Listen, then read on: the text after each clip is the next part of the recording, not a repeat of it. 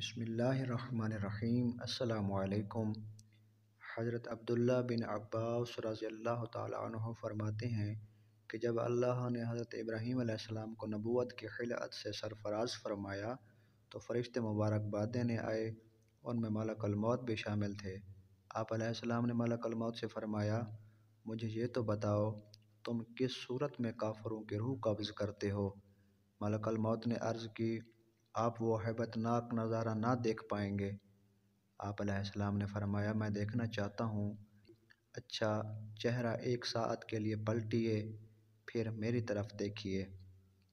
جب اللہ کے خلیل نے چہرہ مبارک پلٹا، پھر ملک الموت کی طرف دیکھا تو کیا دیکھتے ہیں کہ ایک سیاہ آگ کے بادلوں جیسا شخص، ہیبت ناک چہرہ، سر آسمان سے باتیں کرتا ہوا، جسم کے ہر مسام سے آگ اور دھواں نکل رہا ہے۔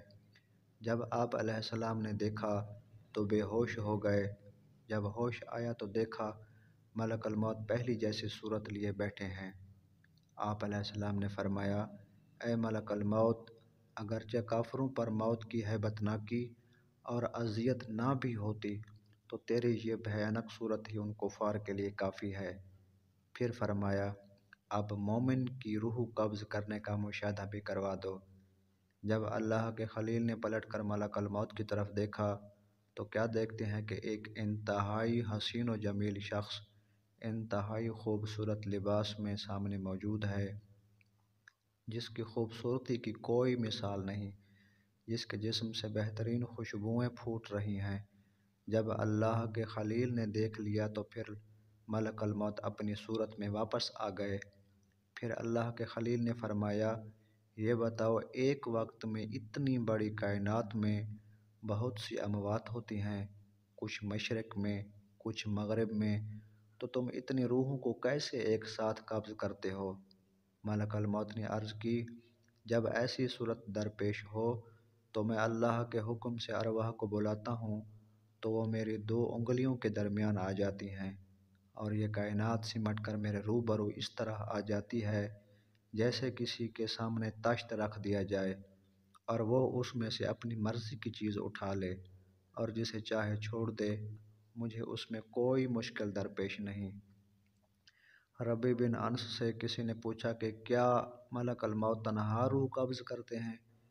آپ نے جواب دیا، ملک الموت کے ساتھ بہت سے فرشتے معاون اور مددگار ہیں جن کو اللہ نے مقرر کیا ہے، اور وہی اس کام کو انجام دیتے ہیں، اور ملک الموت ان سب کے سردار ہیں، اور ان کی تیز رفتاری کا یہ عالم ہے کہ ان کا ایک قدم مشرق میں پڑتا ہے اور دوسرا مغرب میں۔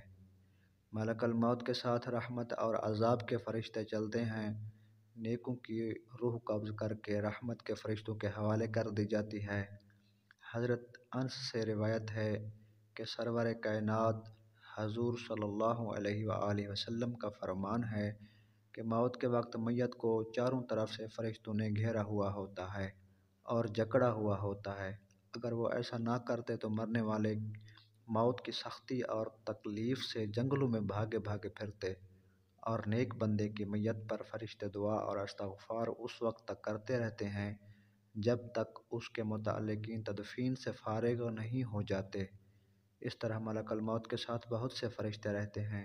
نبیوں کے سردار، حسن اخلاق کے پیکر، محبوب رب اکبر صلی اللہ علیہ وآلہ وسلم کا فرمان عالی شان ہے کہ جب آدمی پر نزاع کا عالم طاری ہوتا ہے تو اللہ عز و جل اس کی طرف 5 فرشتے بھیجتا ہے۔ پہلا فرشتہ اس کے پاس اس وقت آتا ہے جب اس کی روح حلقوم یعنی حلق تک پہنچتی ہے۔ وہ فرشتہ اسے پکار کر کہتا ہے، اے ابن آدم، تیرا طاقتور بدن کہاں گیا؟ آج یہ اتنا کمزور ہے۔ تیری فصیح زبان کہاں گئی؟ آج یہ کتنی خاموش ہے۔ تیرے گھر والے اور عزیز و اقربا کہاں ہیں؟ تجھے کیا کر دیا؟ پھر جب اس کی روح قبض کر لی جاتی ہے اور کفن پہنا دیا جاتا ہے تو دوسرا فرشتہ اس کے پاس آتا ہے اور اسے پکار کر کہتا ہے، اے ابن آدم، تو نے تنگ دستی کے خوف سے جو مال و اسباب جمع کیا تھا وہ کہاں گیا؟ تو نے تباہی سے بچنے کے لیے گھر بسائے تھے وہ کہاں گئے؟ تو نے تنہائی سے بچنے کے لیے جو انس تیار کیا تھا وہ کہاں گیا؟ پھر جب اس کا جنازہ اٹھایا جاتا ہے تو تیسرا فرشتہ اس کے پاس آتا ہے اور اسے پکار کر کہتا ہے، آج تو ایک ایسے لمبے سفر کی طرف رواں دواں ہے جس سے لمبا سفر تو نے آج سے پہلے کبھی طے نہیں کیا۔ آج تو ایسی قوم سے ملے گا کہ آج سے پہلے کبھی اس سے نہیں ملا۔ آج تجھے ایسے تنگ مکان میں داخل کیا جائے گا کہ آج سے پہلے کبھی ایسی تنگ جگہ میں داخل نہ ہوا تھا۔ اگر تو نے اللہ عز و جل کی رضا پانے میں کامیاب ہو گیا تو یہ تیری خوش بختی ہے، اور اگر اللہ عز و جل تجھ سے ناراض ہوا تو یہ تیری بدبختی ہے۔ پھر جب اسے لحد میں اتارا جاتا ہے تو چوتھا فرشتہ اس کے پاس آتا ہے اور اسے پکار کر کہتا ہے، اے ابن آدم، کل تک تو زمین کی پیٹھ پر چلتا تھا اور آج تو اس کے اندر لیٹا ہوا ہے۔ کل تک تو اس کی پیٹھ پر ہنستا تھا اور آج تو اس کے اندر رو رہا ہے۔ کل تک تو اس کی پیٹھ پر گناہ کرتا تھا اور آج تو اس کے اندر نادم و شرمندہ ہے۔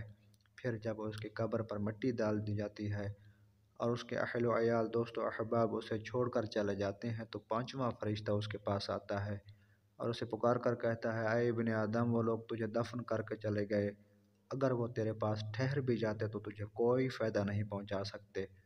تو نے مال جمع کیا اور اسے غیروں کے لیے چھوڑ دیا۔ آج یا تو تجھے جنت کے عالی باغات کی طرف پھیر دیا جائے گا یا بھڑکنے والی آگ میں داخل کر دیا جائے گا۔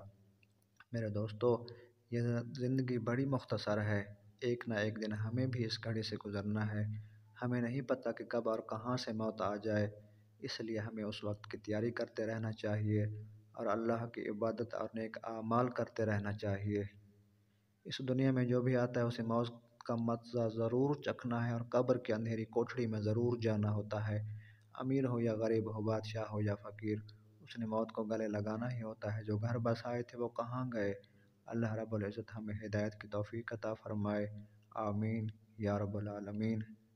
حضور اکرم صلی اللہ علیہ وآلہ وسلم کا فرمان ہے کہ اللہ تعالیٰ بندے کی توبہ قبول کرتا ہے یہاں تک کہ اس کا آخری وقت آ جائے۔